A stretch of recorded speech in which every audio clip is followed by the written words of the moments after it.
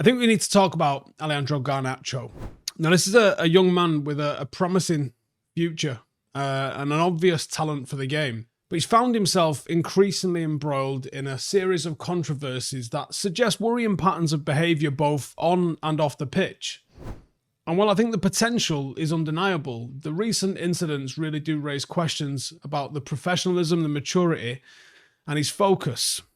And this has all come into play in today, yesterday, because of his tendency to get on social media following a game. He's liking social media posts that have been critical of teammates. That sparked a little bit of outrage amongst both the fans and the pundits. And the most recent one, following United's loss to Nottingham Forest, he liked a post that seemed to target Lisandro Martinez for being beaten in the air for one of the goals. Those actions publicly undermine the team, and they draw unwarranted attention to things that should be internal matters. And then there's the questioning of managerial decisions as well. This has happened before. After being substituted at half-time against Bournemouth, he liked a post on Twitter criticising Erik ten Hag's decision to take him off. He later unliked that post and the previous one and apologised. But again, another incident seems to highlight quite impulsive behaviour that detracts from his focus during the game. And he seems to constantly engage with criticism of the club. He liked an Instagram post featuring Cristiano Ronaldo's public criticism of Erik ten Hag's management style, specifically regarding preparation for the high-level competition. This fueled speculation about his alignment with the team's vision and caused even more tension amongst the fan base. You add that to the knowledge that we've got around how Erik ten Hag was forced into punishing him for lateness to training sessions, to team meetings, and a general overall lack of punctuality. Those issues have been interpreted as signs of immaturity, ego, attitude, lack of discipline, and they are concerning for a player that's trying to establish himself in one of the most competitive environments. Now, I, for a long time, have criticised his decision-making on the pitch.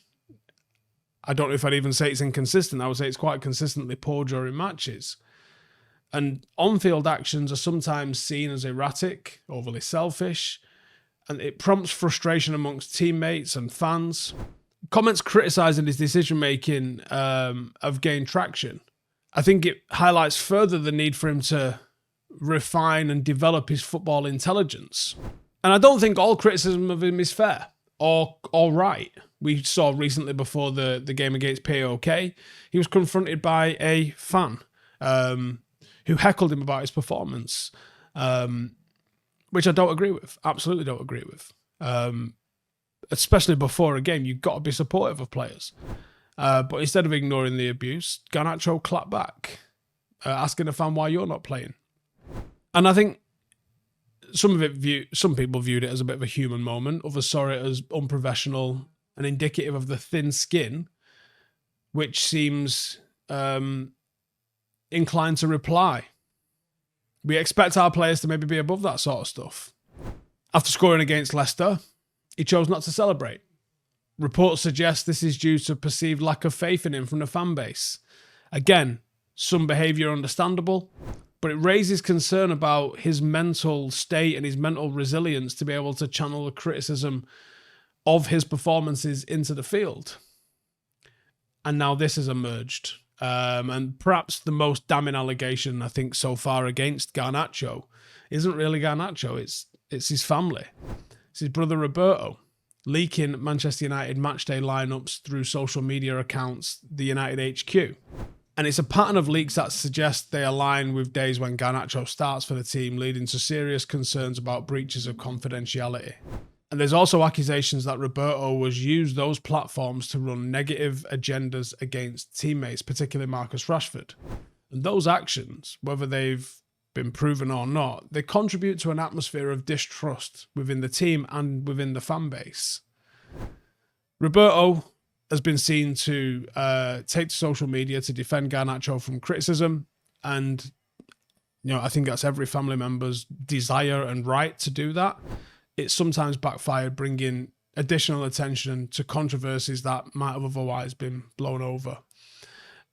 When he broke onto the scene, there was a lot of sort of humor around the fact that he was pro Cristiano Ronaldo over Lionel Messi, which is almost blasphemous in Argentina. But he's alienated a lot of Argentina fans with that. You know, Messi's iconic status can't really be messed with in his home country. And that polarizing stance has drawn criticism from Sergio Aguero, social media, you know, even teammates questioning his relationship with the fans. In isolation, I think you can have a bit of humour with it. It's his preference, it is what it is. But I think when you start to stack up all of these sorts of things, there becomes a bit of a broader pattern of behaviour that suggests Garnacho might struggle with focus and certainly with maturity. Now, liking posts that are critical of teammates, I think Lissandro's a big enough boy to go and grip him and deal with himself.